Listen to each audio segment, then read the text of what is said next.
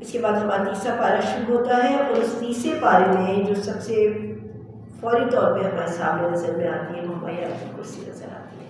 اللہ لا الہ الا هو الحی القیوم، اللہ سبحانہ وتعالیٰ کا تعارف نظر آتا ہے، اور اس کے بعد آیت نمبر 261 سے 274 تک، یعنی تقریباً یہ 10 11 12 13 آیتیں چلتی ہیں صرف انفاق کی۔ آپ اس کا صرف ترجمہ پڑھتے ہوئے چلیں گے تو آپ کو پتہ چلے گا اللہ کے ذمے قرض ہے آپ کا دیا ہوا ایک پائی بھی، جسے وہ 700 گنا بڑھاتا ہے۔ بالیوں کا ذکر آیا یہاں پہ، ایک بالی جس میں 100 دانے نکلتے ہیں، تو گویا 700 گنا ہمارے ایک پیسے کا اللہ تعالیٰ لوٹاتا ہے، اور ساتھ فرماتا ہے چاہے تو اس سے بھی زیادہ، بس شرط یہ کہ احسان نہ جتلانا، دکھ نہ دینا، اس سے بہتر ہے کہ تم بھلی بات کہہ دو کہ معاف کرو۔ اور یہ مال کا دینا اس لیے ہو کہ تمہارے نفس کو پختگی حاصل ہو۔ اگر تمہارا نفس پھر بھی مال کرے تو تمہارا دیا ہوا لاکھوں بھی تمہارے لیے بیکار ہے۔ حلال ہو، طیب مال میں سے ہو، تمہارا ناپسندیدہ نہ ہو، جو چیز تمہیں پسند آئے وہ تم اللہ کے راستے میں دے دو، ایسا نہ ہو۔ چھپا کر کرو تو بھی بہتر ہے، اور اگر دکھا کر دو تو بھی بہتر ہے۔ چھپا کر دیں گے تو نفس موٹا نہیں ہوگا، اور دکھا کر دینے میں اگر نیت یہ ہے کہ دوسروں کو بھی ترغیب ہو تو بہت اچھا ہے، اور اگر آپ اس لیے دے رہے ہیں کہ دوسروں کو بھی پتہ چلے میں نے اتنا دیا تو بہت برا ہے۔ اللہ کی رضا حاصل کرنے دیا جائے، اور سب سے پہلی چیز جہاں پہ خرچ کرنے کا بہت بڑا ثواب ہے وہ ہے اللہ کا دین۔ اچھا، ہم یہاں پہ بھی پھر مال کھا جاتے ہیں، ہم سمجھتے ہیں کہ اللہ کے دین پہ خرچ کرنے کا مطلب وہی آ جاتا ہے کہ ہم قرآن پہ خرچ کر دیں، ہم مسجد بنوانے پہ خرچ کر دیں۔ ہمارا تو دین ایک ایسا دین ہے کہ جو 180 ڈگری پہ جہاں تک آپ کی نظر جائے وہاں تک کا ہے۔ پوری زمین اللہ کی ہے، اور دین میں تو آپ کے معاملات بھی شامل ہیں۔ ہم کیا سمجھتے ہیں کہ اگر ہم کسی کو کسی جگہ بیٹھ کر دنیاوی معاملات میں صحیح طریقے سے اسے برتنا سکھائیں تو کیا یہ اس میں اللہ کی رضا نہیں ہوگی؟ آپ کسی دو روٹھوں کو منانے کے لیے بیٹھے ہیں تو کیا یہ اللہ کا کام نہیں ہے؟ یہ دین نہیں ہے۔ اگر ایک شوہر اور بیوی کے درمیان اختلافات ہیں اور بات طلاق تک جاری ہے، اور بیچ میں بیٹھ کے آپ کوئی صلح صفائی کرا سکتے ہیں جس سے دونوں کا گھر دوبارہ بس سکتے ہیں، تو کیا یہ دین نہیں ہے؟ کوئی اگر ذہنی طور پہ پریشان حال ہے، اسے بلا کے اگر آپ کاؤنسلنگ کریں تو کیا یہ دین نہیں ہے؟ مگر ہم نہیں سمجھتے اس کو دین، ہم سمجھتے شاید نماز روزہ زکوٰۃ دین ہے۔ دین تو آپ کی پوری زندگی کا معاملہ ہے۔ کوئی شخص پریشان ہے کہ میں دائیں جاؤں یا بائیں جاؤں، آپ اس کے ساتھ بیٹھ کے اس کی کاؤنسلنگ کر کے اسے دائیں یا بائیں کے رخ بتا رہے ہیں، اس کو صحیح راستہ دکھا رہے ہیں، تو کیا یہ دین نہیں ہے؟ یہ بھی دین ہے۔ تو گویا ہمارے لیے تو کوئی بھی نیک کام کرنا دین کا ہی کام کرنا ہے، کیونکہ دین میں صرف نماز روزہ عبادات تو نہیں ہے، دین میں تو ہماری سیاست بھی ہے، دین میں ہماری خارجہ پالیسی بھی ہے، تعلیمی پالیسی بھی ہے۔ اچھا، تعلیم کے لیے ہم اپنا پیسہ نکالتے ہیں، اس بچے کو میٹرک کرا دو، اس بچے کو گریجویٹ کرا دو، اس کو مدارس سے پڑھا دو، لیکن جب وہ وہاں سے باہر نکلتا ہے اور اس کے پاس وہ ساری چیزیں نہیں ہوتی زندگی گزارنے کے لیے، جو ٹولز ہونے چاہیے وہ نہیں ہوتے، تو کیا کبھی ہم نے سوچا کہ ہم یہاں پہ بھی پیسہ خرچ کریں کہ کسی کے لیے ہم یہ آسانی پیدا کریں؟ کوئی بھی مثال کے طور پہ ایک شخص ہے اور وہ کہتے ہیں کہ میں اس جگہ اس انسٹیٹیوٹ پہ آنے کے اور یہاں پہ یہ بات بتانے کے 2 لاکھ روپے لوں گا۔ آپ وہاں خرچ کر سکتے، 2 لاکھ میری طرف سے، تم آ جاؤ، یہاں پہ سب لوگ بیٹھے ہوں گے تو مجھے یہ باتیں بتا کے جاؤ، تو کوئی اس میں حرج تو نہیں۔ کوئی ڈاکٹر ہے، آپ اس کو کہتے ہیں کہ بھائی وہ پر وزٹ کے 50,000 روپے لے گی، لیکن وہ ان لوگوں کو یہ طریقہ کار بتا دے گی کہ صحیح طریقے سے کس طرح سے معاملات کو خواتین اپنے لے کر چلے، تو یہ بھی تو آپ ان کی ہیلپ آؤٹ کر رہے ہیں نا۔ یہ بھی تو دین میں ہی ہے کہ اپنے بھائیوں کی مدد کرنا، اپنی بہنوں کی مدد کرنا، انہیں راستہ بتانا، ان کی زندگی کو صحیح ڈھنگ پہ لے کر آنا، وہ بھی صحیح ہے۔ تو دین تو آپ کی پوری زندگی ہے، جہاں پہ بھی آپ کو لگے کہ کمی آ رہی ہے، یہاں پہ ہماری قوم پیچھے ہے، یہاں پہ ہماری عورتیں پیچھے، تو وہاں لگائیے پیسہ، کوئی مسئلہ تو نہیں ہے اس کے اندر۔ تو انفاق کرنا جو دین کی راہ کے لیے کیا جائے تو یہ راستہ بڑا وسیع ہے، اور اسی مال کے بارے میں یہ حکم دے دیا۔ اب جب بات مال کی آ رہی ہے تو یہ بھی سمجھ لو کہ سود حرام ہے، پوری سود کی آئے بھاگی. پھر ساتھ میں لین دین کے معاملات آ گئے، کسی کو 2 تو لکھ دو، کسی سے 2 تو لکھ دو، قرض کے یہ احکامات ہوں گے، قرض دینے کے یہ احکامات ہوں گے. گویا ہم یہ دیکھتے ہیں کہ سورہ بقرہ میں جو ہم بار بار بات کر رہے ہیں 1000 احکام اس کے اندر ڈوز کے اور ڈونٹس کے، تو زندگی کے ہر معاملے میں ہمیں یہاں پہ مل رہا ہے. آپ کسی کو پیسے دے رہے ہیں نا، آپ یقین کریں یہ اللہ کی طرف سے آپ کو حکم ہے، آپ لکھ لیجیے. ہم جب لکھنے لگتے ہیں لوگ کہتے ہیں بھروسہ نہیں ہے کیا، سائن ہوگی ہم سے کیا؟ حالانکہ یہ اللہ کا حکم ہے. ہم اللہ کے حکم کو جب پیچھے چھوڑتے ہیں نا تو یقیناً پھر ہم پریشانی میں مبتلا ہوتے ہیں. یا تو آپ کو بھول پڑے گی یا ان کو بھول پڑے گی اور پھر ہوگی آپس میں مس انڈرسٹینڈنگ. لیکن اگر آپ کسی کے کوئی آپ سے لے رہے ہیں 5000 10,000 اور آپ آگے پیپر کر کے کہتے ہیں لکھ دو اس پہ، تو اپنے کو برا لگتا ہے. کہے گا مطلب کیا، مطلب میں دے دوں گی نا، کیا کر رہے ہیں آپ؟ یہ سمجھ رہے ہیں کہ میں بے ایمانی کروں گی. بات بے ایمانی کی نہیں ہے، بات قرآن کی ہے کہ ایسے کر لیا کرو. یہ اللہ ہمیں سمجھا رہے تمہارے لیے آسانی ہے، تمہارے لیے تنگی کا سبب نہیں ہوگا. اور آخری جو حصہ آتا ہے ہمارا 284 سے 86 تک، اخلاقی اور روحانی سرچشمے آتے ہیں کہ اللہ سبحانہ و تعالیٰ نے ایک باطنی قوت ہمارے اندر کا جو ایک شعلہ ہے ایمان کا، اسے بھڑکایا ہے کہ اپنے مشن سے وابستگی رکھو، عزم اور حوصلے اور صبر کے ساتھ. اقرار و باللسان بھی ہے اس کے اندر کہ ہم ایمان لاتے ہیں اللہ تعالیٰ کے اوپر. قرض کے بارے میں بھی یہ کام آ گیا نا یہاں پہ کہ میں نے آپ کو بتا دیا کہ قرض لینا ہے تو کتنی مہلت دینی ہے، قرض واپس کرنا ہے تو کیسے کرنا ہے. لکھنے پڑھنے کے بھی سارے احکام آ گئے اس کے اندر. اب ان آیتوں کو ہم دیکھ لیتے ہیں جس کو ہم کہہ رہے ہیں کہ یہ طاقت کا سرچشمہ ہے. یہ ہمارے اندر کی یہ آخری آیات ہے بالکل 284. للہ ما فی السماوات و ما فی الارض، اللہ ہی کے لیے جو کچھ آسمانوں میں ہے اور جو کچھ زمین میں ہے.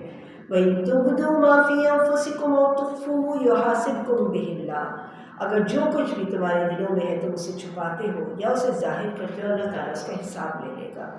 فَيَغْفِرُ لِمَن يَشَاءُ وَيُعَذِّبُ مَن يَشَاءُ، معاف کرے گا جسے وہ چاہے گا اور عذاب دے گا جسے وہ چاہے گا. وَاللَّهُ عَلَىٰ كُلِّ شَيْءٍ قَدِيرٌ، اللہ ہر چیز کے اوپر قدرت رکھتا ہے. یعنی ہم امین ہیں، مالک اللہ تعالیٰ ہے، مرضی اللہ کی چلے گی. ہمیں جو کچھ ملا ہمیں اس میں شکر کرنا ہے، آزمائشوں پہ صبر کرنا ہے، امانتوں کی جواب دہی ہے. صرف وہی سزا دینے کا حقدار ہے، تو لہٰذا امید اور خوف اسی کے ساتھ ہے. آمن الرسول بما انزل الیہ من ربہ والمؤمنون، ایمان لائے رسول جو کچھ ان پہ نازل کیا گیا ان کے رب کی طرف سے، اور ایمان والے بھی لے کر آئے ایمان. کل آمن باللہ وملائکتہ وکتبہ ورسلہ، سب ایمان لائے اللہ پہ، رسولوں پر اور کتابوں پر.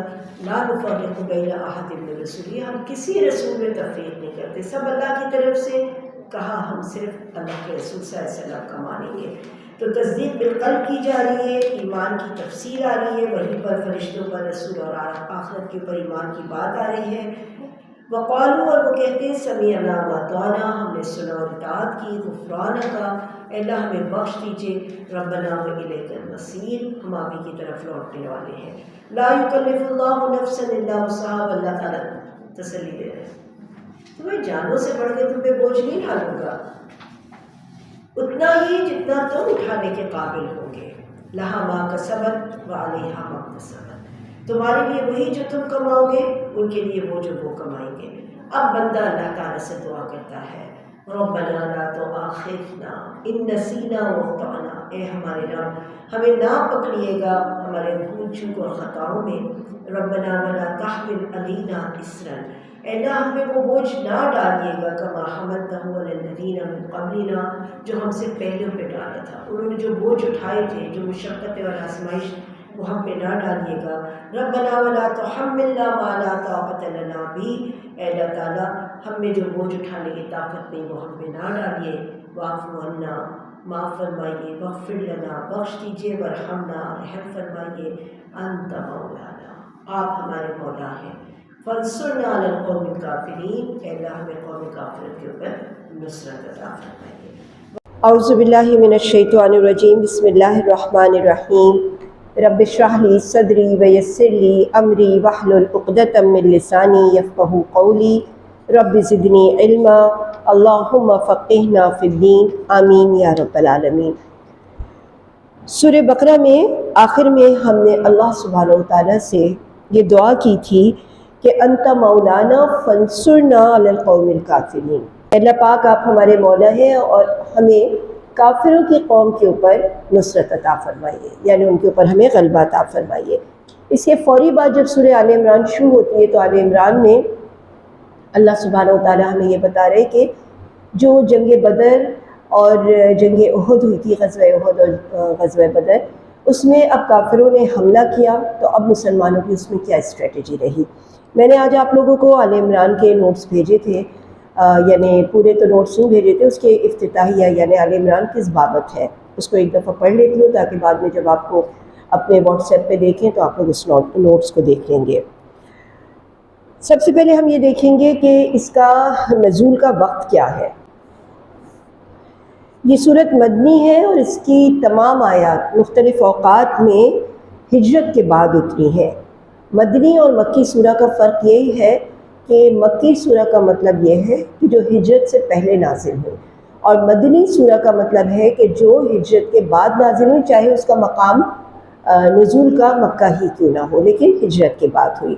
اس کا ابتدائی حصہ یعنی شروع کی چند آیات یعنی 83 تک عیسائیوں کے وفد نجران کے بارے میں نازل ہوئی جو 9 ہجری میں نبی کریم صلی اللہ علیہ وسلم کی خدمت میں حاضر ہوا تھا۔ اب آئیے آل عمران کو ایک نظر دیکھتے ہیں۔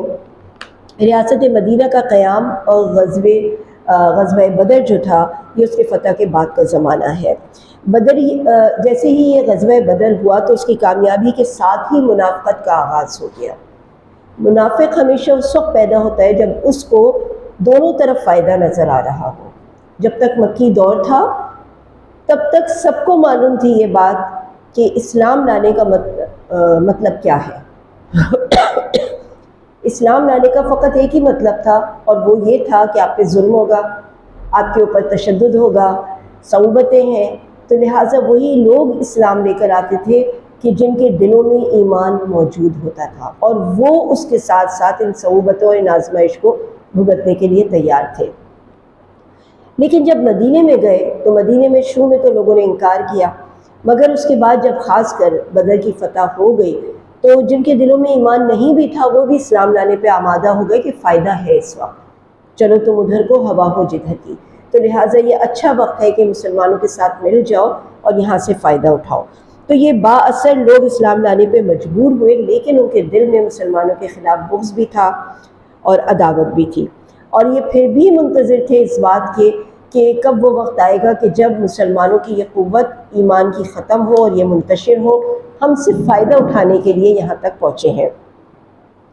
اہل یہود جو تھے یعنی مدینے والے جو تھے، مکے میں تو ان کے ساتھ سامنا نہیں تھا، لیکن اہل یہود جو تھے ان کی نفرت کی بنیاد جو تھی مسلمانوں کے ساتھ وہ یہی تھی کہ یہ ان کے قدرتی حلیف تھے، یعنی اس کو یہ کہا جا سکتا ہے کہ کیونکہ پورا زمانہ جو پیچھے گزرا ہے نبیوں کا سلسلہ وہ انہی میں گزرا ہے، بنی اسرائیل میں۔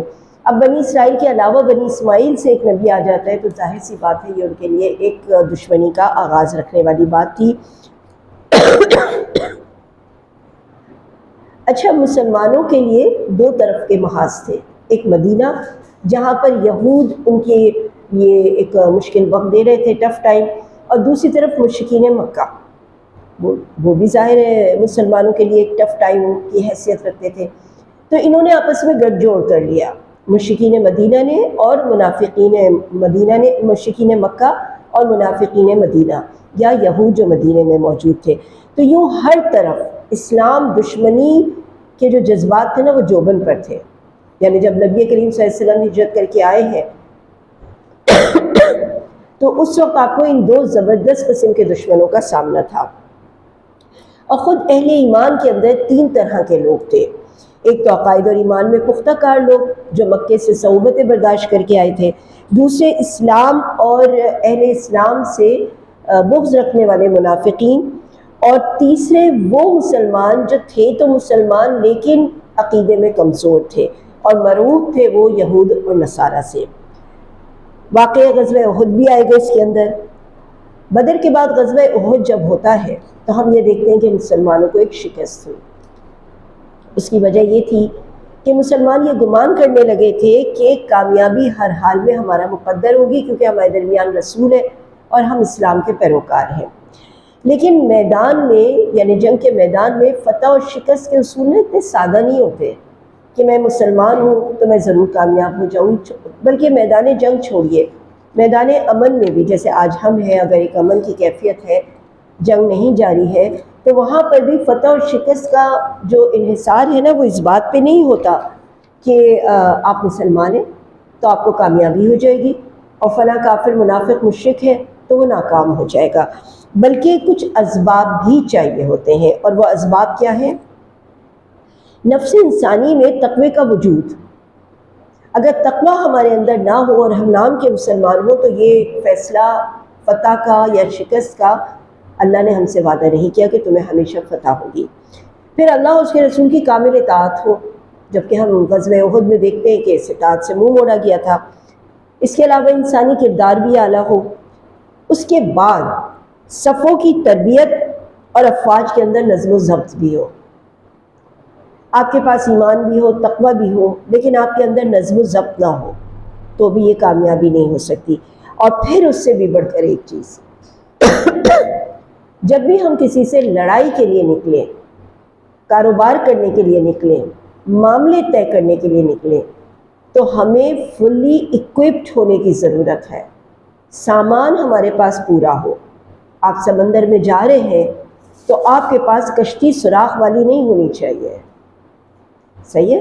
اگر آپ سواری میں جا رہے ہو تو آپ کے ٹائرز پورے مکمل ہونے چاہیے، پیٹرول ہونا چاہیے گاڑی میں.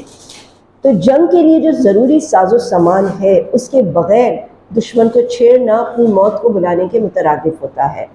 یہی وجہ ہے کہ جہاد جو ہے وہ دو طرح کا ہوتا ہے. ایک یہ ہوتا ہے کہ وہ فرض عین ہوتا ہے، ایک فرض کفایہ ہوتا ہے. فرض عین اس وقت ہو جاتا ہے کہ جس وقت دشمن آپ پہ حملہ کرتے ہیں، آپ اس وقت یہ نہیں سوچتے میرے پاس تو ہتھیار نہیں ہے میں کیسے لڑوں گا. آپ کو لڑ جانا ہے اس سے. کوئی دشمن آپ کے گھر میں گھس جاتا ہے، آپ کے گھر میں رابری کرتا ہے، قتل و غارت کئی کرتا ہے، تو پھر آپ کے ہاتھ جو لگے آپ اٹھائیے اور ماریے. آپ یہ نہیں کہہ سکتے بھائی میرے پاس تو تمہارے جیسا ہتھیار نہیں ہے تو میں نہیں لڑ سکتا تم سے. آپ کے ہاتھ میں چھری آئے، چاقو آئے، کوئی چیز آئے، آپ اٹھائیں گے اور شروع ہو جائیں گے. لیکن جو فرض کفایہ ہوتا ہے جس میں سوچ سمجھ کے پلاننگ کی جاتی ہے، اس میں جب تک دشمن کی طاقت کے مطابق آپ اپنے آپ کو اسیس نہ کریں تب تک ان کو چھیڑنے کی اللہ تعالیٰ نے ممانعت فرمائی ہے. تو فرمایا جنگ کے لیے ساز و سامان کی تیاری، گھوڑوں کی تیاری رکھنا ہے. تو جنگ احد میں جو شکست سے دوچار کرنا ہوا تو یہی چیز عملاً سکھانے کے لیے اللہ تعالیٰ نے یہاں پہ ان کو جنگ میں شکست سے دوچار کیا. اور پھر اس کے بعد شکست کے ابواب پہ یعنی جو بھی اس کے اسباب تھے اس پہ تبصرہ فرمایا. اور اس دوران لوگوں کے دل میں جو جذبات تھے، جو تفکرات تھے، جو میلانات تھے کہ ایسا کیوں ہو گیا ہمارے ساتھ، اللہ کا رسول تو ہمارے درمیان موجود تھا، تو یہ انسانی جذبات کو بھی انتہائی فلسفے کے ساتھ بیان فرمایا. ایک اور چیز جو سورہ آل عمران میں ہم ساتھ ساتھ دیکھیں گے کہ جنگ بدر اور جنگ احد تو ساتھ ساتھ چل رہی ہے، ساتھ ساتھ نظریاتی جنگ بھی چل رہی ہے، کانسیپٹس، عقیدے کی جنگ بھی چل رہی ہے. اور اہل اسلام کے ساتھ دشمنوں کا جو سب سے پہلا اسٹیپ ہے، پہلی جنگ ہے، وہ نظریاتی جنگ ہے. ہو سکتا ہے بعض اوقات آپ میدانوں میں کامیاب ہو جائیں، ایوانوں میں کامیاب ہو جائیں، لیکن اصل تو وہ ہے جو ہماری زندگیوں کے اندر انہوں نے اپنے پنجے گاڑ رکھے ہیں. آپ کو سونیا گاندھی کے وہ الفاظ یاد ہوں گے کہ ہم ان کو ان جگہوں پہ شکست دے چکے ہیں، یعنی پاکستانیوں کو جو نظریاتی جگہ ہیں. آج Indian culture, Indian concept, Indian شادی، انڈین، یہ ساری چیزیں ہمارے دلوں میں اتنی رچی بسی ہیں کہ ہم کیسے صرف ایک میچ کے وقت ہماری دشمنی ابھر کے سامنے آ جاتی ہے. جب کرکٹ میچ ہوتا ہے تو ہم نہیں چاہتے کہ انڈیا ہم سے جیت جائے، اور جب ہم جیت جاتے ہیں تو مٹھائیاں تقسیم کرتے ہیں. بس اس حد تک تو ہیں ہمارے جذبات، یا امریکہ کے ساتھ یا کسی کے ساتھ بھی، لیکن در پردہ ہمارے دل ان کے دلوں کے ساتھ دھڑکتے ہیں. ہمارے ہیرو ان کے ہیرو ہیں، ہمارے ہیروئنس ان کی ہیروئنس ہیں، یعنی ہمارے کانسیپشنل جتنے بھی ہیں نا وہ سارے خراب ہیں.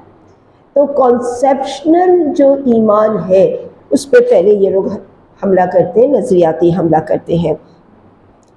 تو اس وقت ان آیات قرآنی کا نزول اس لیے ہوا تھا کہ ان آیات کا نزول اس لیے ہوا تھا کہ دشمنوں کے اس فریب اور مکر کو، اس کے جال کو پاش پاش کیا جائے اور مسلمانوں کو اس کے بارے میں بتایا جائے، شکوک اور شبہات کو زائل کیا جائے، اور اہل ایمان کے دلوں میں جو شبہات آ رہے ہیں اسے ہٹا کے ان کے قدموں میں پختگی لائی جائے، ان کے روح کو پاک کیا جائے، ان کے افکار کو پاک کیا جائے، اور یہ بھی بتایا جائے کہ دشمن تمہارا بڑا سخت غدار ہے۔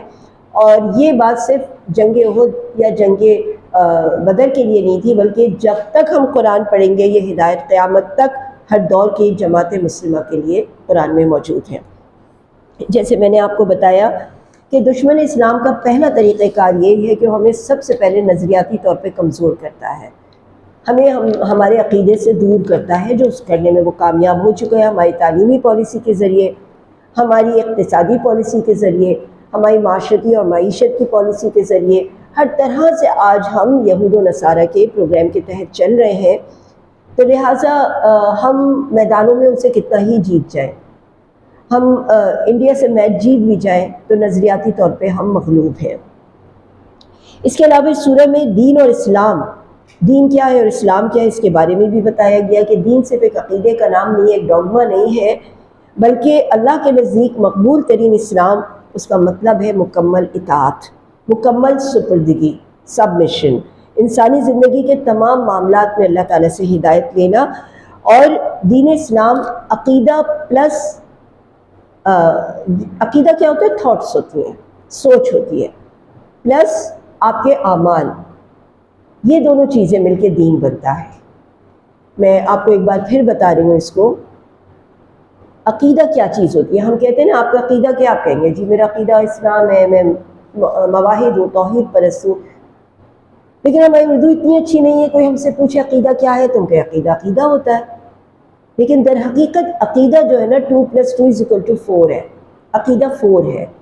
2+2 کیا ہے؟ آپ کی سوچ، اس میں آپ جمع کیجئے، یعنی افکار، سوچ کا مطلب ہے افکار، اس میں آپ جمع کیجئے اعمال۔ مثال کے طور پہ سوچ میں آپ کے یہ ہے کہ قیامت ہونی ہے، یہ آپ کی تھاٹ ہے، یہ آپ کی سوچ ہے، یہ آپ کے افکار میں سے ہے۔ اب اس میں جمع کیجئے وہی اعمال جو دیکھ کے پتہ دے دیں آپ کو، کسی کے اعمال دیکھ کے آپ یہ سوچ لیں کہ اسے ضرور آخرت میں اللہ کو جواب دینا ہے۔ تو ہمارے پاس افکار تو ہیں، تھاٹس تو ہیں، سوچ تو ہے، عمل نہیں ہے اس کے مطابق، تو لہٰذا یہ عقیدہ نہ ہوا، یہ صرف ایک سوچ ہوئی جہاں دنیا میں کہیں پر بھی عمل نہیں ہو رہا۔ ہم یہ سوچتے تو ہے، جھوٹ بولنا غلط ہے، یہ ہماری تھاٹ ہے، لیکن عمل میں ایسا کچھ بھی نہیں ہے۔ ہم کہتے تو ہیں، فکری طور پہ ہم یہ کہیں گے کہ دنیا فانی ہے، لیکن عملی طور پہ اس کا مظاہرہ نہیں ہے۔ تو جب تک ہماری سوچ یا ہماری فکر، افکار ہمارے عمل سے مطابقت نہ کریں تو وہ عقیدہ آئیڈیالوجی نہیں بنتا۔ تو لہٰذا دین اسلام کو عقیدہ یعنی نظام کے طور پہ اپنانے والی جماعت کی صفات اور اللہ تعالیٰ سے ان کے تعلق کی کیفیت کا بھی بیان ہوگا اس میں۔ اور اس کے بعد جو سب سے اہم چیز ہے وہ کفار اور دشمنان اسلام سے دوستی اور دشمنی کے معیارات ہیں۔ اس کو کہتے ہیں ولاء البراء، عقیدہ ولا برا، دوستی اور دشمنی، اور کہا جاتا ہے کہ یہ عقیدہ توحید کا حصہ ہے، عقیدہ ولاء البراء۔ تو اسلام جو ہے وہ ہمیں خیر اور شر کی کامیابی اور ناکامی کے ساتھ دوستی، نفرت، محبت اور دشمنی کے لیے بھی معیارات دیتا ہے۔ آپ نے کن کے ساتھ دشمنی رکھنی ہے، کن نظریات کے ساتھ دشمنی رکھنی ہے، کن اعمال کے ساتھ دشمنی رکھنی ہے، اور کن کے ساتھ دوستی رکھنی ہے۔ کامیابی اور ناکامی کے کیا معیارات ہوں گے، خوشی اور غم کے کیا معیارات ہوں گے، یہ سب چیزیں ہمارا عقیدہ ہے، عقیدے سے تعلق رکھتا ہے۔ تو آئیے چلتے ہیں پھر آیت نمبر 1، نمبر الف لام میم، یہ حروف مقطعات ہیں۔ اللہ لا الہ الا هو الحی القیوم، اللہ تعالیٰ وہ ہے جس کا کوئی اس کے علاوہ معبود نہیں، زندہ ہے اور سب پہ نگہبان ہے۔ یہ جو لفظ ہے نا، یہ جو آیت ہے نا، اللہ لا الہ الا هو الحی القیوم، حدیث میں آتا ہے کہ یہ اسم اعظم ہے۔ جب بھی دعا مانگنی ہو تو اللہ تعالیٰ کو اس طرح سے پکارا جائے، اللہ لا الہ الا هو الحی القیوم، تو اللہ کے رسول صلی اللہ علیہ وسلم فرماتے ہیں پھر کوئی دعا رد نہیں ہوتی، اللہ کے دربار سے کوئی دعا رد نہیں ہوتی۔ تو یہ ہمارا اسم اعظم بھی ہے۔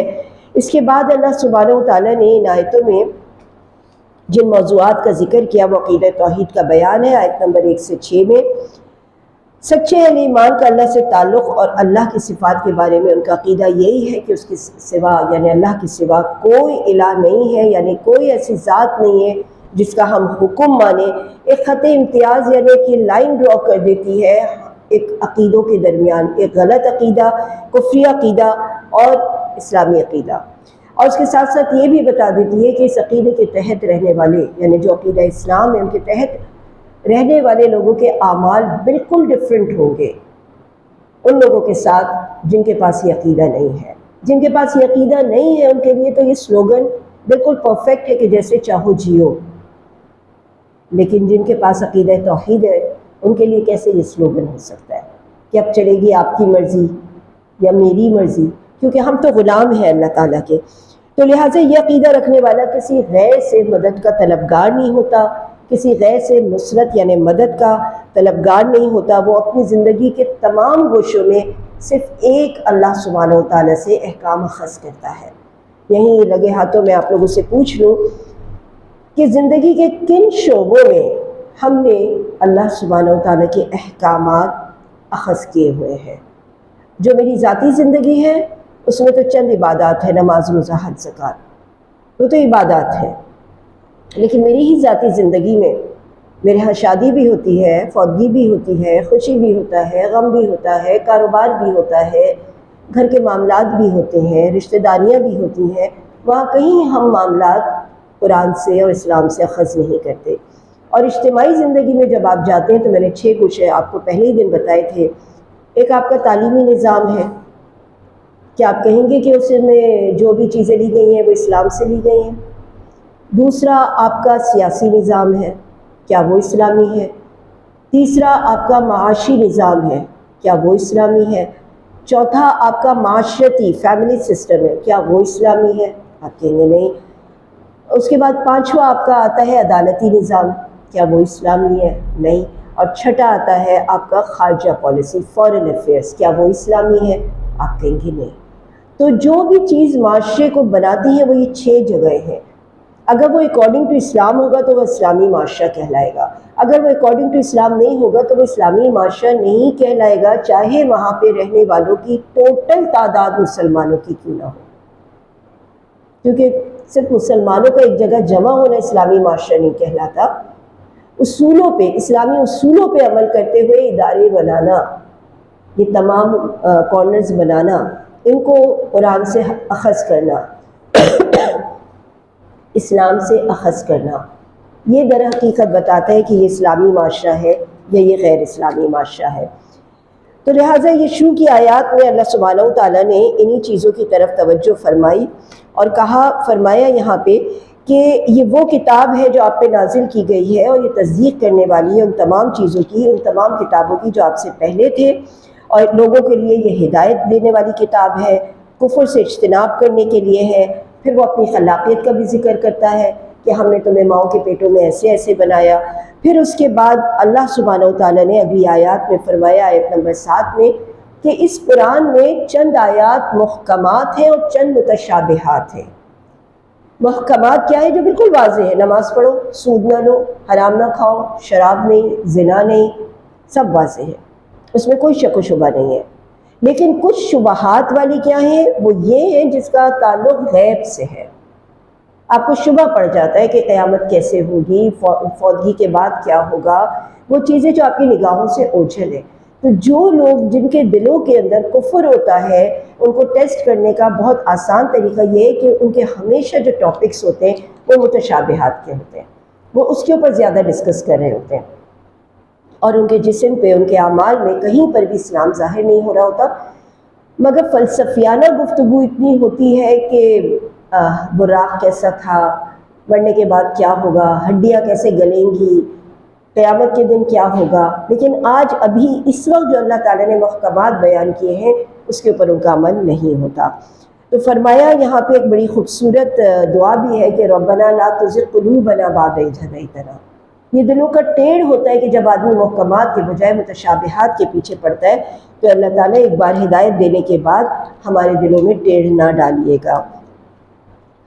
اور قیامت کے دن کا بھی اسی دعا میں ذکر فرمایا کہ ایک دن جمع کرنے والا ہے اللہ تعالیٰ، جس کے آنے میں کوئی شک نہیں، یقیناً اللہ تعالیٰ وعدے کے خلاف نہیں کرتا۔ اس کے بعد فرمایا کہ وہ لوگ جنہوں نے کفر کیا ان کی مال اور اولاد قیامت کے دن ان کو کام نہیں آئے گی۔ اور اس کے بعد آل فرعون کا ذکر ہوا کہ کس طرح سے آل فرعون کو اللہ تعالیٰ نے جہنم رسید فرمایا۔ اس کے بعد کی آیتوں میں کفار کے لیے وعید ہے، اور فرمایا کہ اس پورے واقعے کے بعد کہ تمہارے سامنے دو گروہ آمنے سامنے ہوتے ہیں، ایک کفار کا اور ایک مسلمانوں کا۔ ایک اخلاق کا شاہکار تھا، دوسرا فسق و فجور کا شاہکار تھا۔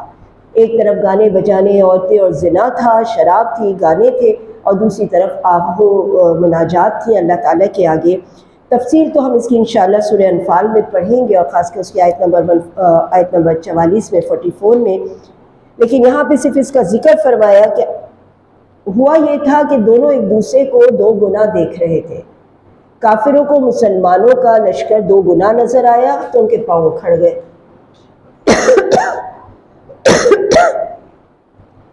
اور مسلمانوں کو کافروں کا لشکر دو گنا نظر آیا تو ان کا ایمان بڑھ گیا کہ آج موقع آ گیا ہے کہ جو کچھ ہم نے اپنی زندگی گناہوں میں بسر کی، آج شہادت پا کے ہم ان تمام چیزوں سے باہر آ سکتے ہیں۔ ٹھیک ہے، تو آپ دیکھیے ایک ہی سچویشن دو لوگوں کو کس طرح سے الگ الگ پرسپیکٹو دیتی ہے۔ اس کا گرین لائٹ نظر آ رہی ہے؟ بس جب یہ بجھے نا مجھے بتا دینا، ٹھیک ہے، کہ مجھے یہاں سے نہیں نظر آتی ورنہ پھر ریکارڈنگ خراب ہوتی ہے۔ اچھا، بسم اللہ الرحمن الرحیم۔ اس کے بعد بہت ہی زبردست ایک آیت ہے کہ لوگ عموماً سمجھتے ہیں کہ اسلام میں داخل ہونے کے بعد ہمیں اپنی فطری خواہشات اور میلانات سے الگ ہو جانا پڑے گا۔ دل یہ چاہ رہا ہوگا مگر اسلام منع کر دے گا، یہ چاہ رہا ہوگا تو منع کر دے گا۔ تو اللہ تعالیٰ نے فرمایا زین للناس، سجا دی گئی ہے لوگوں کے لیے حب الشہوات، ان کی خواہشوں کی محبت، عورتوں میں سے، بیٹوں میں سے، قناطر المنقطرتی کہ جو جمع کیے ہوئے سونا چاندی ہوتے اس میں سے، اور گھوڑوں میں سے، سواریوں میں سے بھی، ان تمام چیزوں میں اللہ سبحانہ وتعالیٰ نے فرمایا دنیا کی زندگی کا سامان ہے، اور لوٹنے کی اچھی جگہ تو اللہ کے پاس ہے۔ اللہ سبحانہ وتعالیٰ صرف فطری میلانات کو من جانب اللہ کر رہا ہے۔ شادیاں کرنا منع نہیں ہے، اولادیں پیدا کرنا منع نہیں ہے، گھوڑے سواریاں رکھنا منع نہیں ہے، کھیتی باڑی کرنا، پیسہ کمانا منع نہیں ہے، بلکہ یہ تو انسان کی ترقی کے لیے، نشو و نما کے لیے لازمی اجزاء ہے۔ اگر ایسا نہیں کریں گے تو نسل آگے کیسے بڑھے گی؟ اللہ تعالیٰ ہمارے ان فطری میلانات کو ختم نہیں کرتا بلکہ اس کو شریعت کا پابند کرتا ہے۔ بس شریعت کے پابندی میں رہو، اور جتنا انسان کا تعلق اللہ تعالیٰ سے مضبوط ہوگا تو ہماری یہ جو فطری میلانات ہیں وہ اس میں بے اعتدالی سے بچا جا سکتا ہے۔ ورنہ ہوتا یہ ہے کہ یہ کیونکہ حب ہے، حب الشہوات اللہ نے یہ خود رکھی ہے، تو اس کی بے اعتدالیاں انسان کو دنیا اور آخرت دونوں میں رسوا کر کے رکھ دیتی ہیں۔ آگے فرمایا جیسے کہ اس آیت میں نے آخر میں کہا بھی کہ اس سے بھی بہتر چیز، یعنی اگر یہاں کچھ کمی ہو بھی جائے، منع نہیں کیا، لیکن اگر دل زیادہ کا چاہ رہا ہے، لیکن اللہ کا حکم یہ ہے کہ بس یہاں اسٹاپ لگا دو، اور ہم نے لگا دیا، تو فرمایا اس سے بھی بہتر چیز تقوی والوں کے لیے اس کے رب کے پاس موجود ہے، وہ جنتیں جن کے نیچے نہریں بہہ رہی ہوں گے، اور وہاں پہ ان کی پاکیزہ بیویاں اور اللہ تعالیٰ کی رضامندی، سب کچھ اللہ تعالیٰ ان کو عطا فرمائے گا۔ اس کے بعد عقیدہ توحید کا لازمی نتیجہ بتایا اس آیت کے اندر، کہ وہ لوگ جو کہتے ہیں کہ ہم ایمان لائے اللہ پہ، فاغفر لنا ذنوبنا، اللہ ہمارے گناہوں کو معاف کر دیجئے اور ہمیں آگ کے یعنی جہنم کی آگ سے بچا لیجئے۔ ان کی خصوصیات یہاں پہ بہت خوبصورت بتائی، بہت ہی خوبصورت آیت ہے۔ الصابرین والصادقین والقانتین والمنافقین والمستغفرین بالاسحار، صبر کرنے والے، سچ بولنے والے، فرما برداری کرنے والے، اور اللہ کی راہ میں خرچ کرنے والے۔ یہ وہ لوگ ہیں کہ جو لوگ دن رات اللہ سے مغفرت کی دعا مانگتے ہیں۔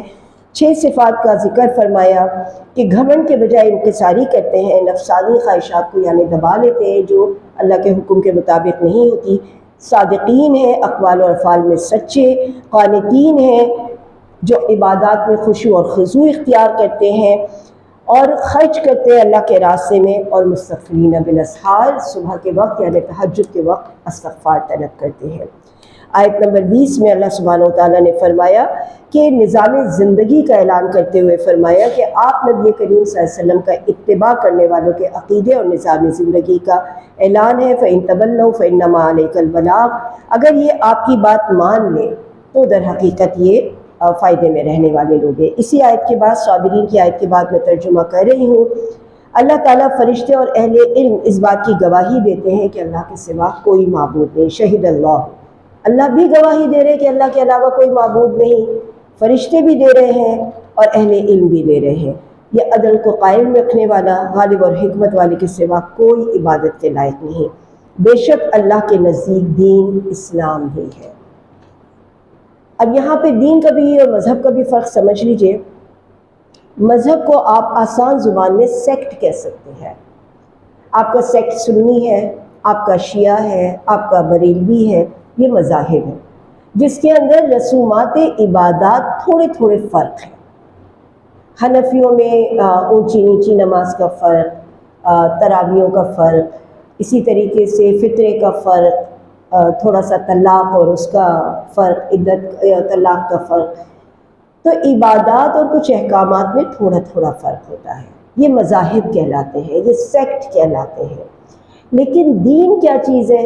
دین اوور آل آپ کی زندگی کے اوپر اللہ کا نظام قائم کرنا ہے۔ اور ہمارے یہاں بہت بڑی بدنصیبی یہ ہے کہ ہم مذاہب میں ایک دوسرے سے لڑتے ہیں کہ میں اس مسجد کا اور تم اس مسجد کے، میں تو اہل حدیث میں نماز پڑھوں گا اور تم حنفی ہو۔ ایک ڈرائنگ روم میں بیٹھ کے دونوں لڑتے ہیں بھائی کہ کون حنفی صحیح ہے اور کون اہل حدیث صحیح ہے، شیعہ اور سنیوں میں لڑائی ہوتی ہے۔ لیکن جب یہ سارے لوگ بازار میں نکلتے تو ایک ہی دکان میں بیٹھ کے سود کا کام کرتے ہیں، ایک ہی جگہ بیٹھ کے جھوٹ بولتے ہیں، کساد بازاری کرتے ہیں۔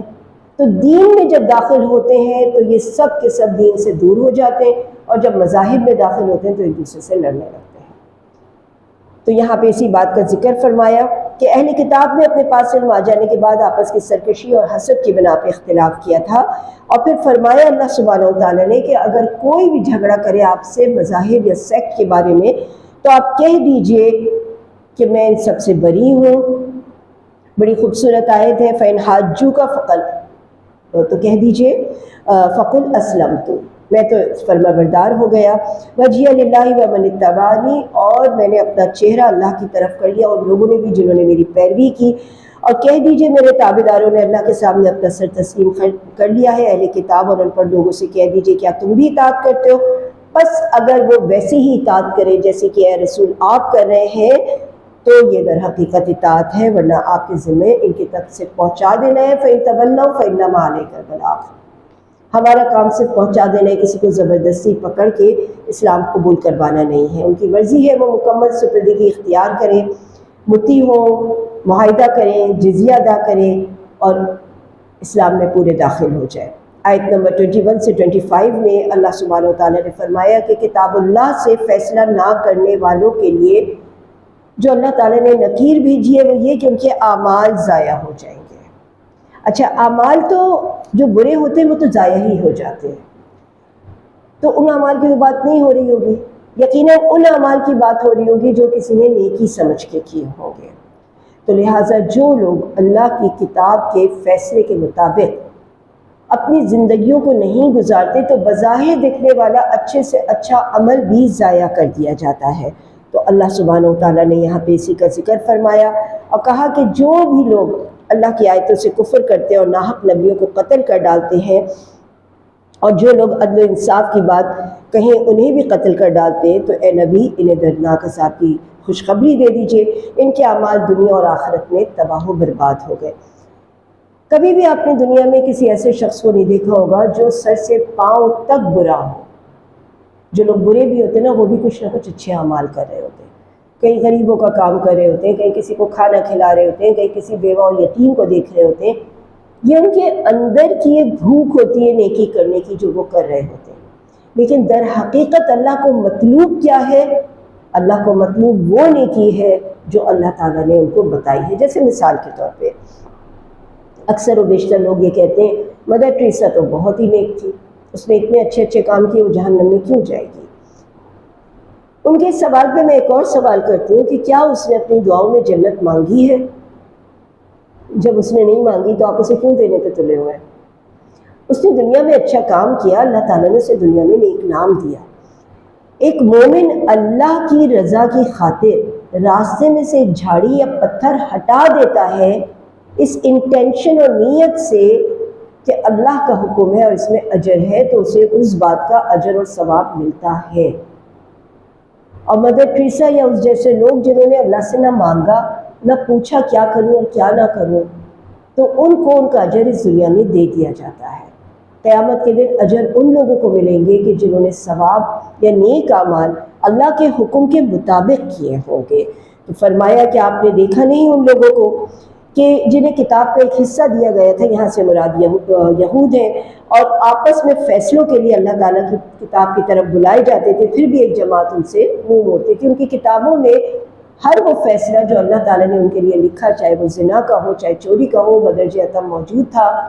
مگر جب یہی فیصلہ قرآن سے کروایا گیا تو وہ اس سے بدک گئے، حالانکہ ان کی اپنی کتاب کے اندر یہ چیز موجود ہے۔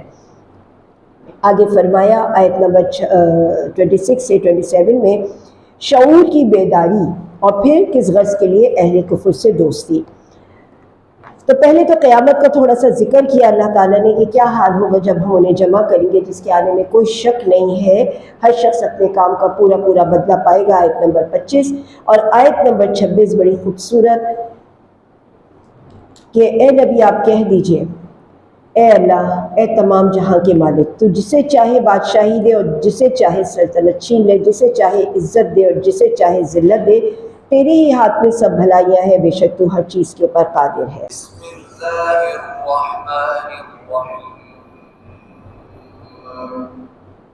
قل اللہم مالک الملک تؤتی الملک من تشاء وتنزع الملك ممن تشاء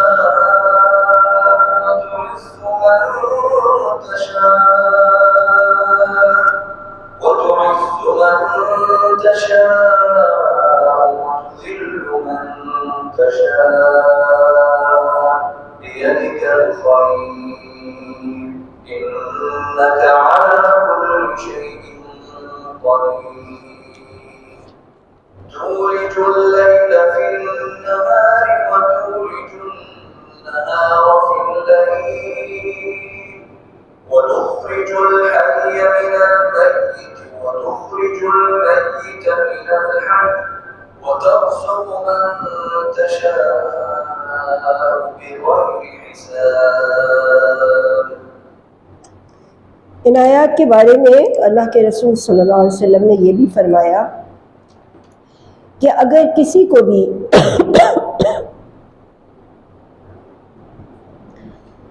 آپ صلی اللہ علیہ وسلم نے فرمایا اگر کسی کو بھی قرض کی شکایت ہو، قرض نہ ادا ہو پا رہا ہو، تو فرمایا احد جتنا قرض بھی ادا ہو جائے گا اگر ان آیتوں کی تلاوت کرتے رہو گے، ان آیتوں کو مستقل اپنی گردان میں رکھو گے۔ تو ان آیات کے بعد اللہ سبحانہ و تعالیٰ نے اب ولاء البراء کے بارے میں فرمایا کہ مومنوں کو چاہیے کہ ایمان والوں کو چھوڑ کر کافروں کو اپنا دوست نہ بنائے۔ یہاں پر ہے جو لفظ ہے وہ اولیاء ہے، ولی، دوست، اور جو ایسا کرے گا اللہ تعالیٰ کی کسی حمایت میں نہیں رہے گا سوائے اس کے کہ اگر اسے ان کافروں سے بچاؤ مقصود ہو تو، اور اللہ اپنی ذات سے تمہیں ڈراتا ہے کیونکہ لوٹ کے تمہیں اللہ کی طرف جانا ہے۔ کافروں سے اگر کچھ شدید نقصان کا اندیشہ ہو تو ہم اپنی زبان بند رکھ سکتے ہیں یا ان کے سامنے برملا اظہار نہ کریں، لیکن اللہ اپنی ذات سے ڈراتا ہے کہ تمہیں لوٹ کے تو میرے پاس ہی آنا ہے۔ تو یہاں بات ہو رہی ہے دوستی کی، دلی دوستی کی، انہیں اپنا ہم راز نہ بنائے جائیں، قومی خزانوں کے راز نہ دیے جائیں، اپنے ملک خاص کر ان جگہوں پہ جہاں پہ اسلامی حکومتیں ہیں یعنی مسلمان رہتے ہیں وہاں کے راز ان کے اوپر افشا نہ کیے جائیں۔ اسی طریقے سے ان کے ساتھ بہت زیادہ رہا و رچا بسا نہ جائے۔ اللہ کے رسول صلی اللہ علیہ وسلم نے فرمایا مومن کی آگ اور کافروں کی آگ ایک ساتھ نہیں جل سکتی، یعنی کھانے پینے ساتھ اٹھنا بیٹھنا یہ نہیں ہو سکتا، سوائے اس کے کہ ہماری کوئی تعلیم یا تبلیغ کا مقصد ہو۔ اس کے علاوہ غیر اسلامی ممالک میں جانا رہنا قیام کرنا کس وجہ سے؟ صرف اسی وجہ سے تو ہے کہ اچھی زندگی ملے گی۔ ہر کوئی یہ سوچتا ہے کہ وہاں اچھی زندگی تو ہے، وہاں اچھا اسلام تو ہے، یہاں سے اچھا مذہب ضرور ہے وہاں پہ، آپ کو بہت اچھی نمازوں کی جگہیں ملیں گی، حج بھی بہت اچھا کرائیں گے، لیکن اس کے علاوہ جو آزادی ہے، اسلام کی آزادی، دین کی آزادی، وہ وہاں پہ نہیں ہے۔ آپ کبھی کسی چوک پہ کھڑے ہو کر یہ تقریر نہیں کر سکتے، آپ کسی مسجد میں کھڑے ہو کے یہ تقریر نہیں کر سکتے کہ عقیدہ توحید کیا ہے، لا الہ کیا ہے۔ وہاں پہ آپ سمپل جیسا انہوں نے باندھ کے رکھا ہوا ہے نماز روزے حج زکوٰۃ کے لیے وہ کر سکتے ہیں اور بہت اچھا کر سکتے ہیں۔ آپ جب حج پہ جاتے ہیں تو آپ کے حج سے اچھا پیکیج ان کا ہوتا ہے جو آپ کو فیسیلیٹیٹ کرتے ہیں اور بھیجتے ہیں۔ یہاں کی مسجدوں سے اچھی مسجد ہے، یہاں کے مدارس سے اچھے مدارس ہیں، لیکن نظام اسلام کے اوپر بات کرنا وہاں پہ اسی طرح جرم ہے جیسے اب یہاں پہ بنتا جا رہا ہے، لیکن ڈھکے چھپے ہم پھر بھی بات کر لیتے ہیں، لیکن وہاں پہ بات کرنا سیدھی سیدھی بغاوت ہے۔ تو لہٰذا یہ ولایت کے اوپر تو اتنی وعیدیں ہیں ولی بنانے کے لیے، دوست احباب بنانے کے لیے، کہ ان کو پڑھ کے بعض اوقات ہمیں شوق لگتا ہے اور بہت شدید ڈپریشن ہوتا ہے کہ ہمارے تو آدھے سے زیادہ خاندان باہر ہیں، ہمارے تو آدھے سے زیادہ رشتہ دار باہر ہیں، بچے باہر ہیں، اور وہ ان کے ساتھ کھا رہے ہیں پی رہے ہیں، دوستیاں ہیں، ساری فیملی گیدرنگس ہوتی ہیں، سب کچھ ہوتا ہے۔ آہستہ آہستہ کیا ہوتا ہے کہ ہمارے دل سے ایمان کی محبتیں نکل جاتی ہیں۔ تو اللہ سبحانہ و تعالیٰ نے یہاں پہ یہ فرمایا کہ یہ عقیدہ ولاء البراء ایمان کے بعد یعنی کلمہ توحید کے بعد سب سے بڑی چیز ہے۔ تو پھر کس غرض کے لیے اہل کفر سے دوستی کی جاتی ہے؟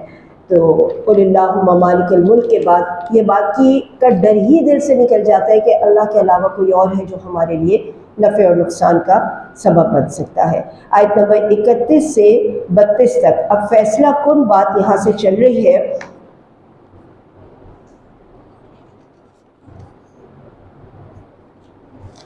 میں یہاں سے ترجمہ ہی پڑھتی ہوئی چلتی ہوں تاکہ آپ لوگوں کو آگے پیچھے نہ ہو۔ کہہ دیجئے تم اپنے سینوں میں کوئی بات چھپاؤ یا ظاہر کرو، اللہ تعالیٰ بہرحال جانتا ہے آسمان اور زمین کے تمام معاملات کو۔ جس دن ہر شخص اپنی کی ہوئی نیکیوں کو اور اپنی کی ہوئی برائیوں کو موجود پائے گا تو وہ آرزو کرے گا کہ کاش اس کے اور اس کے گناہوں کے درمیان بہت لمبی مسافت ہوتی۔ اللہ تعالیٰ تمہیں اپنی ذات سے ڈراتا ہے، وہ اپنے بندوں پہ بڑا مہربان ہے۔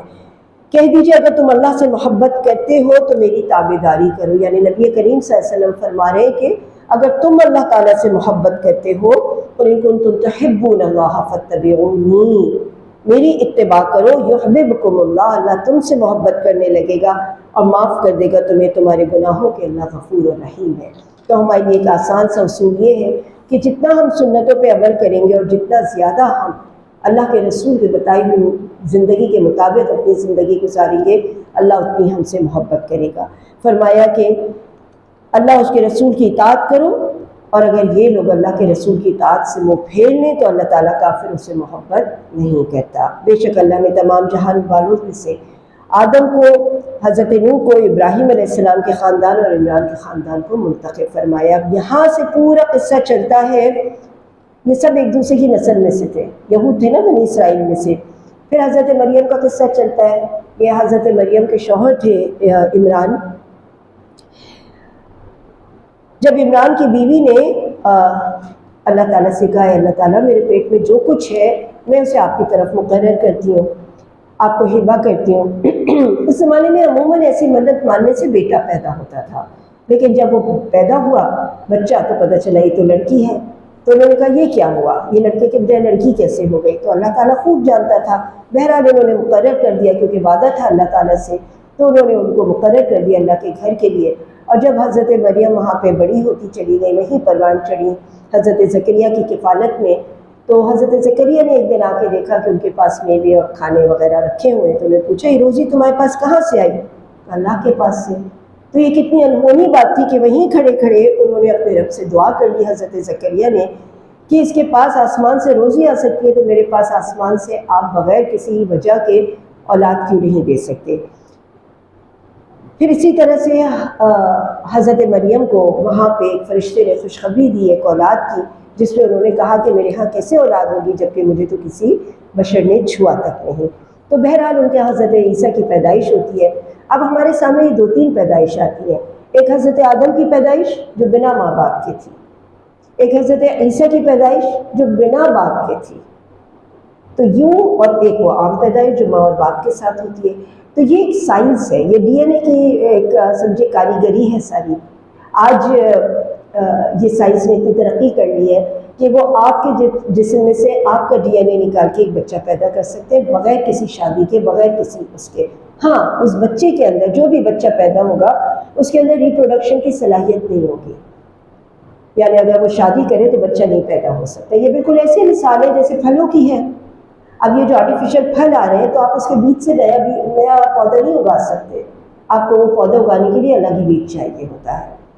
تو یہ والی جو ٹیکنالوجی ہے، اس سے ایک وقت میں ایک چیز تو اگ جاتی ہے مگر وہ ری جنریٹ نہیں ہو سکتی، اس کے اندر دوبارہ اگانے کی، پیدا کرنے کی صلاحیت نہیں ہوتی۔ تو فرشتوں نے جب انہیں آواز دی، جب وہ نماز پڑھ رہے تھے، تو ان کو تو کہا حضرت یحییٰ کی خوشخبری ہے، اور اس پہ انہوں نے یہ بات بھی کہی کیسے ہوگی اولاد، میں بڈھا، میری بیوی بانجھ، کیسے ہی ہوگا، جیسے اللہ تعالیٰ چاہے گا ایسے ہوگا۔ تو جو دنیاوی چیزیں ہیں، اسباب، ان کو مائنس کر کے حضرت یحییٰ علیہ السلام کو اللہ تعالیٰ نے بھیجا۔ ہم جانتے ہیں کہ جو ایک پروسیس ہے بچہ پیدا ہونے کا، اس میں ایک عورت کا اس ایج میں ہونا ضروری ہے کہ جہاں پہ وہ بچہ پیدا کر سکتی ہے، اس ایج کے بعد وہ نہیں پیدا کر سکتی، لیکن وہ بڑھیا بانجھ ان کے ہاں بھی ہو گیا۔ پھر اس کے بعد نشانیاں مقرر کی گئیں کہ کیا نشانی ہوگی، کیونکہ اب یہ بھی نہیں پتہ ان آیات کے ذریعے کہ ان کی بیوی کو باقاعدہ پریگننسی ہوئی تھی یا نہیں ہوئی تھی، ورنہ نشانی کیوں مانگتے ہیں؟ وہ خود ہی نظر آ جاتی کہ ہاں بھائی ان کے پیٹ میں بچہ ہے، لیکن انہوں نے نشانی مانگی تو انہوں نے یہ کہا کہ اس طرح تم 3 دن تک بات نہیں کر پاؤ گے مگر اشاروں سے۔ پھر کس طرح بچہ ہوا اس کے بارے میں ہمیں نہیں معلوم، لیکن یہ ضرور معلوم ہے کہ ایک انتہائی بڑھیا پھوس کے ہاں، بانجھ کے ہاں، جو کہ بانجھ بھی تھی۔ یہ بھی ہوتا ہے نا، کبھی کبھی آپ انڈیا کی خبر سنتے 90 سالہ عورت کے ہاں بچی پیدا ہو گئی یا بچے پیدا ہو گئے، تو وہ بانجھ نہیں تھی، لیکن یہ تو بانجھ بھی تھی اور بوڑھی بھی تھی۔ پھر اس کے بعد حضرت مریم کا بھی یہاں پہ ذکر فرمایا کہ کس طرح سے ان کی کفالت کی زکریا نے، اور کس طرح سے پھر بعد میں ان کے یہاں حضرت عیسیٰ علیہ السلام پیدا ہوئے، اور اللہ تعالیٰ نے انہیں لکھنا اور حکمت اور تورات اور انجیل اللہ تعالیٰ نے انہیں سکھائے۔ اس کے بعد وہ بنی اسرائیل کی طرف رسول ہوئے، اور اس کے بعد اور بھی ساری آیات آتی ہیں کہ کس طریقے سے پرندوں والا معاملہ ہوا کہ انہیں مارا گیا اور پھر دوبارہ سے زندہ کیا گیا، تاکہ اللہ تعالیٰ لوگوں کو موت اور زندگی کے بارے میں فلسفہ سمجھائے۔ پھر فرمایا وہ تصدیق کرنے والا ہوگا جو سامنے ہے، یعنی جو حوالے والی چیز ہے، یعنی قرآن کریم، یعنی محمد صلی اللہ علیہ وسلم، ان کی حضرت عیسیٰ نے تصدیق کی اپنی کتابوں میں، اپنی باتوں میں، اور اس کے بعد وہ چیز جو ان سے پہلے گزر چکی ہے۔ مگر جب حضرت عیسیٰ بڑے ہوئے، جوان ہوئے، اور انہوں نے لوگوں کو اپنے نبی ہونے کی خبر دی، تو لوگوں نے ان کے ساتھ وہی سلوک کیا جو بنی اسرائیل کا وتیرہ تھا، کہ انہوں نے ان کو سولی پہ چڑھا دیا، قتل کر دیا، یعنی سولی پہ چڑھا دیا۔ اور اس کے بعد کافروں نے جو یہ مکر کیا اور خفیہ تدبیر کی، تو اللہ تعالیٰ نے فرمایا کہ میں تمہیں پورا کا پورا واپس اٹھا لوں گا آسمان میں۔ اب یہاں پہ لفظ تو آیا ہے متوفی کا، اور پھر اگلا لفظ آیا ہے ورافعک کا، میں تمہیں بلند کر لوں گا آسمان کی طرف، فوتگی دے کر، یعنی متوفی کا اس کا مطلب ہے ٹرانسفر ہو جانا، کہیں ایک جگہ سے دوسری جگہ چلا جانا، اور تجھے کافروں سے پاک کروں گا، اور تیرے تابعداروں کو کافروں کے اوپر غالب، اور تیرے تابعداروں کو کافروں کے اوپر غالب کر دوں گا، اور تم سب کو لوٹنا میری طرف ہے۔ یعنی جو لوگ بھی حضرت عیسیٰ کے پیروکار تھے ان کو اللہ سبحانہ وتعالیٰ نے پھر بعد میں غلبہ عطا فرمایا، اور کافروں کو ان سے مغلوب کیا، اور اس کے بعد آخرت میں عذاب۔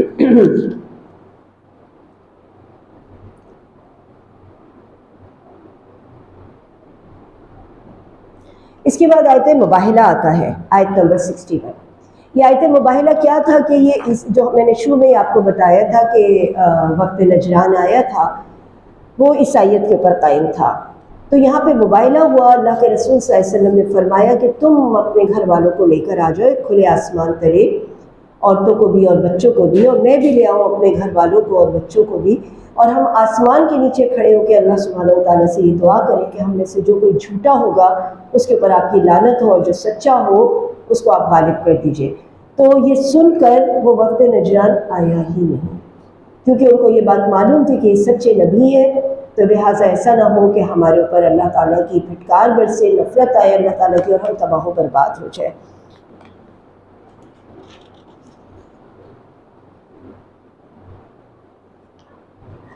اس کے بعد آیت نمبر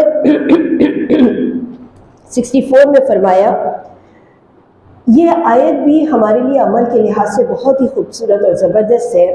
قل کہہ دیجئے یا اہل الکتاب تعالوا، آ جاؤ، الی کلمۃ سواء بیننا و بینکم، ایک ایسی بات کی طرف جو میرے اور تمہارے درمیان مشترک ہے. یہ ہمارا تبلیغ کا اصول ہے کہ ہمیں کبھی بھی جھگڑے سے بات نہیں شروع کرنی، اس چیز سے بات شروع کرنی ہے میرے آپ کے درمیان مشترک ہے. اگر آپ شیعہ ہیں میں سنی ہوں، آپ حنفی ہیں میں اہل حدیث ہوں، آپ عیسائی ہیں میں مسلمان ہوں، ہمارے درمیان کچھ چیزیں مشترک ہوتی ہیں. اللہ مشترک ہے، حضرت ابراہیم مشترک ہے، جنت اور جہنم مشترک ہے. اسی طرح ہمارے جب بھی جھگڑے ہوتے ہیں عام طور پہ عام زندگی میں، وہ اسی لیے ہوتے ہیں کہ ہم اس بات سے شروع کرتے ہیں جو ہمارے ان کے درمیان اختلاف کا سبب ہوتی ہے. ہم بیٹھتے ہی کہتے ہیں میں تمہاری یہ بات تو نہیں ماننے والا، اگر اس کے بجائے ہم پہلے وہ بات کریں جو ہمارے درمیان مشترک ہے، طے شدہ ہے، اور ہم ایک دوسرے کی وہ بات مانتے ہیں، تو ہمارے یہاں جھگڑے کبھی بھی نہ ہوں. تو آؤ پہلے اس بات کی طرف جو تعالوا بیننا و بینکم، جو ہمارے تمہارے درمیان مشترک ہے، سواء بیننا و بینکم. تو اس سے اگر ہم جب بھی اپنی بات شروع کریں گے کہ آپ کی یہ بات مجھ سے بہت ملتی ہے، آپ کے اور اس والے میرے خیالات بالکل ایک جیسے، تو ہم ایک دوسرے کی کچھ ایسی باتیں جو ایک دوسرے سے مختلف ہیں وہ برداشت کر پائیں گے. اہل کتاب تم ابراہیم کے بارے میں کیوں جھگڑتے ہو، حالانکہ تورات اور انجیل تو ان کے بعد نازل کی گئی تھی. یعنی ہم یہ بات جانتے ہیں کہ حضرت عیسیٰ کے بعد وہ کتاب لکھی گئی جس کا نام آج انجیل ہے. وہ سینٹس نے لکھی تھی، سینٹ پال نے لکھی تھی اور ڈفرینٹ سینٹ نے لکھی تھی. اس کے اندر عیسائیت نہیں ہے، کیونکہ ان کی جو 4 کتابیں ہیں ان کے بارے میں کہا جاتا ہے نا which of them is Bible، تو کہا یہ جاتا ہے none of them is Bible but Bible is in them. اس کے بعد فرمایا گیا تم لوگ اس بات پہ تو جھگڑتے ہو جس پہ تمہیں علم ہے. اس بات پہ کیوں جھگڑتے ہو جس کے اوپر تمہیں علم نہیں ہے؟ بات تو ہو رہی ہے یہود و نصارہ کی اور مسلمانوں کی، لیکن عموماً جو کم علم اور کم عقل لوگ ہوتے ہیں وہ ہر اس بات میں کودنا پسند کرتے ہیں جس کے بارے میں انہیں علم نہیں ہوتا. 2 ڈاکٹرز اگر بات کر رہے ہیں اور بیچ میں کوئی انجینئر بولے تو آپ اسے کیا کہیں گے؟ بھائی تم تو چپ کرو، تمہیں عمارت بنانی آتی ہے، تم اس سے کام کرو، تمہارا کیا کام ہے اس بارے میں بولنے کا؟ ایسے ہی ہماری زندگیوں میں ہمیں دین کا علم نہیں ہوتا، ہمیں دین کے بارے میں کسی ٹاپک کا علم نہیں ہوتا، مگر ہماری بحثیں سن کے لگتا ہے کہ ہم نے اس پہ PhD کیا ہوا ہے. تو یاد رکھیے جب بھی ہم کو کسی موضوع پہ کسی سے علم لینا ہو تو وہ صاحب علم اسی ٹاپک کا ہونا چاہیے. اگر آپ کو اپنا گھر بنوانا ہے تو آپ اپنے شہر بھر کے سب سے بہترین ڈاکٹر کے پاس نہیں جائیں گے، محلے کے ایک چھوٹے سے آرکیٹیکٹ کے پاس چلے جائیں گے. اور اگر آپ کی طبیعت خراب ہے تو آپ اپنے ملک کے مایہ ناز کھلاڑی کے پاس نہیں جائیں گے، گلی کے نکڑ پہ رہنے والے ایک طبیب کے پاس جائیں گے. لیکن ایسا کیوں ہوتا ہے کہ ہمیں جب دین کا علم سیکھنا ہوتا ہے تو ہم میں سے ہر کوئی عالم بن جاتا ہے یہ جانے بغیر کہ اس نے کبھی قرآن کا ترجمہ بھی پڑھا ہے یا نہیں، یا وہ ٹی وی کھول کر ان اداکار اور اداکاروں کے ذریعے دین کا علم حاصل کرتا ہے اور کہتا ہے کیا زبردست بات کہی ہے، ایسا ہی ہونا چاہیے. جس کو جس چیز کا علم ہو اس سے اسی کے بارے میں دریافت کیجیے. تو یہاں پہ یہ بات کہی گئی اس بارے میں کیوں جھگڑتے ہو جس کا تمہیں علم نہیں، اللہ جانتا ہے اور تم نہیں جانتے. ابراہیم نہ یہودی تھے نہ نصرانی، وہ تو ایک خالص مسلمان تھے، حنیف و مسلمہ، وما کان من المشرکین. اور فرمایا سب سے زیادہ ابراہیم کے نزدیک کون ہے، کیونکہ یہودی بھی ابراہیم علیہ السلام کو اپنا پیشوا مانتے تھے اور ساتھ ہی عیسائی بھی اور مسلمانوں کے تو تھے ہی۔ جد امجد تو حضرت ابراہیم تھے، تو اللہ تعالیٰ نے فرمایا کہ سب سے قریبی نسبت ان لوگوں کی ہے حضرت ابراہیم سے جو حضرت ابراہیم کے فالوورز ہیں، جو ان کے راستے پہ چلنے والے لوگ ہیں، جو ایمان لائے اور اللہ ان کا سہارا ہے۔ اہل کتاب کی ایک جماعت چاہتی ہے کہ تمہیں گمراہ کر دے، دراصل وہ خود اپنے آپ کو گمراہ کر رہے ہیں۔ اہل کتاب تم باوجود قائل ہونے کے پھر بھی اللہ کے آیات کا انکار کر رہے ہو۔ اہل کتاب حق اور باطل کو کیوں خلط ملط کر رہے ہو؟ اہل کتاب فرمایا اللہ تعالیٰ نے کہ کیوں حق کو چھپا رہے ہو؟ اور اہل کتاب کی ایک جماعت نے کہا کہ جو کچھ تم سن رہے ہو ان کے باتیں ایمان والوں کی، مسلمانوں کی، دن چڑھے ایمان لے کر آؤ اور رات کو انکار کر دو، یہ بھی ان کا ایک بہت بڑا وصف تھا اور آج بھی ہے۔ وہ یہ کیا کرتے تھے کہ اپنے گروہ میں سے چند لوگوں کو بھیجتے تھے، وہ ایمان لے آتے تھے اور ایک دو دن کے بعد وہ واپس مرتد ہو جاتے تھے، یہ کہہ کے کہ ہم نے تو بہت قریب سے دیکھا، کوئی خاص چیز نہیں پائی۔ اور آج بھی ان کا یہی وتیرہ ہے، ذرا سا مختلف کر کے وہ یہ کرتے ہیں کہ ایسے لوگوں کو چن لیتے ہیں جو فسادی ہیں، ان کو باقاعدہ قرآن اور حدیث کی تربیت دے کر ہم میں انڈکٹ کر دیتے ہیں، ہمیں معاشرے میں چھوڑ دیتے ہیں۔ وہ دکھنے میں مولویوں جیسے ہوتے ہیں، علماء جیسے ہوتے ہیں، مگر وہ فسادی ہوتے ہیں اور وہ کسی اور کے ایجنڈے پہ کام کر رہے ہوتے ہیں، اور پھر وہ اس میں سے وہ چیزیں نکال کے لے کر آتے ہیں کہ جس کے بارے میں ہم الجھنوں کا اور ہمارے بچے الجھنوں کا شکار ہو جائیں کہ کیا قرآن میں یہ لکھا ہے، کیا حدیث میں ایسا ہے، یہ کیسی اللہ کی کتاب ہے جس میں یہ بات لکھی ہے، اور کیسی یہ حدیث ہے جس کے اندر یہ بات لکھی ہے۔ آپ کہہ دیجئے ہدایت اللہ ہی کی ہدایت ہے، اور یہ کہتے ہیں کہ یقیناً یہ بات یہ کہتے ہیں کہ ان کی اس بات کا یقین نہ کرو، کوئی اس جیسا دیا جائے جیسا تم نہیں، کچھ غلط ہو جائے۔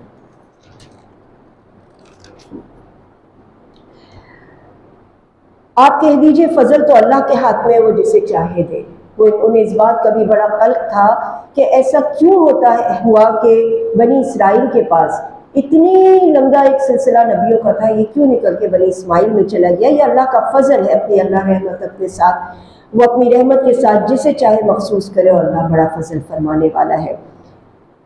پھر اللہ سبحانہ و تعالیٰ نے یہاں پہ یہ بھی بتایا کہ آیت میں کہ سارے ہی اہل کتاب برے نہیں ہیں، کچھ ایسے ہیں کہ جن کے پاس اگر آپ امانت رکھوائیں تو وہ خیانت نہ کریں، اور کچھ ایسے ہیں کہ ان کے پاس ایک دینار بھی رکھو تو وہ اس کے اندر خیانت کر لیں۔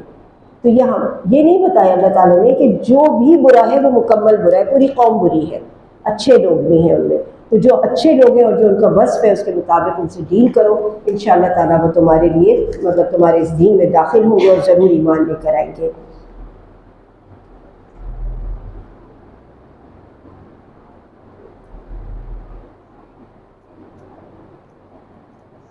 اس کے بعد اللہ سبحانہ و تعالیٰ نے آیت نمبر 77 میں فرمایا، بے شک وہ لوگ جو اللہ کے عہد اور اپنے قسموں کو تھوڑی قیمت پہ بیچ ڈالتے ہیں۔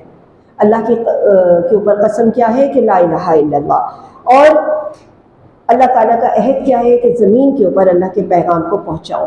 یہ ایک مشکل کام ہے، اور اس مشکل کام میں آپ کو اپنے اوپر اتنا قابو رکھنا پڑتا ہے کہ دنیا میں تھوڑے سے پیچھے رہ جاتے ہیں۔ کھلے ہاتھوں نہ کما سکتے، نہ کھلے ہاتھوں آپ اسے خرچ کر سکتے ہیں۔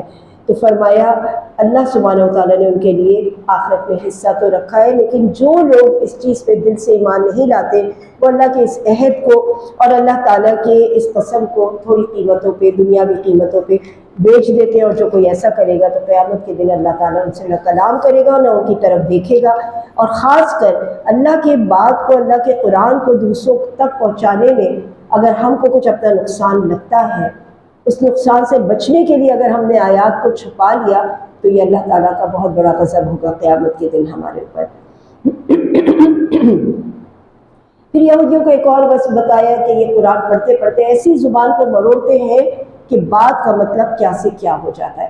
جیسے ہمارے اردو میں بھی ایک جملہ ہے نا، اٹھو مت بیٹھو، اب اس میں آپ کوما لگا کے لفظ کو چینج کر سکتے ہیں، اٹھو مت بیٹھو، اٹھو مت بیٹھو۔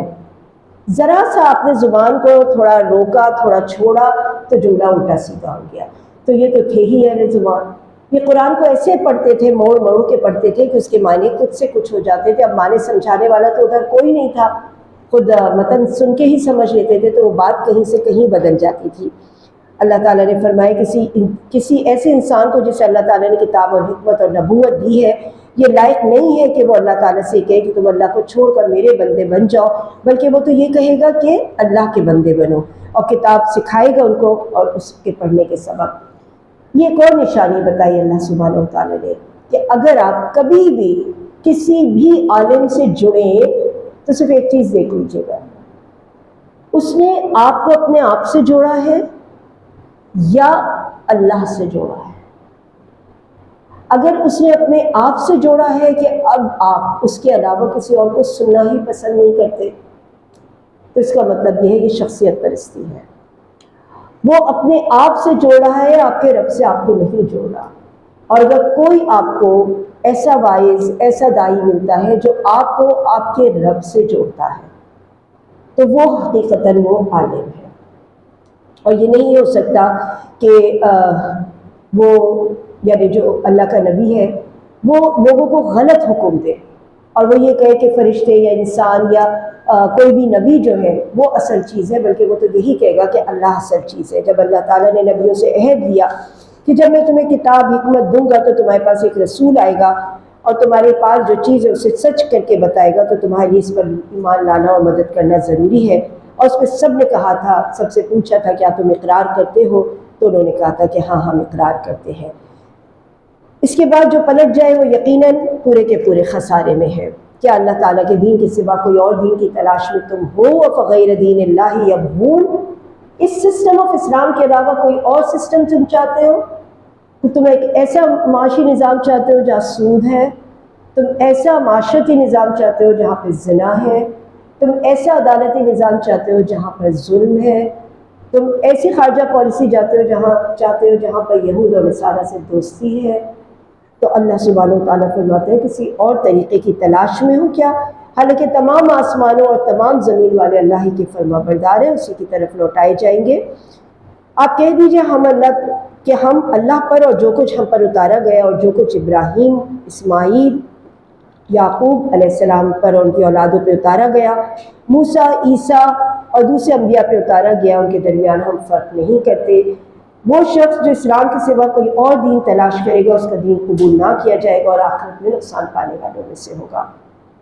آگے فرمایا کہ اللہ ان لوگوں کو کیسے ہدایت دے گا کہ جو اللہ کے دین کو چھوڑ کر کسی اور طرف جاتے ہیں، تو اللہ ان کے لیے عذاب دے گا جس میں وہ ہمیشہ پڑے رہیں گے۔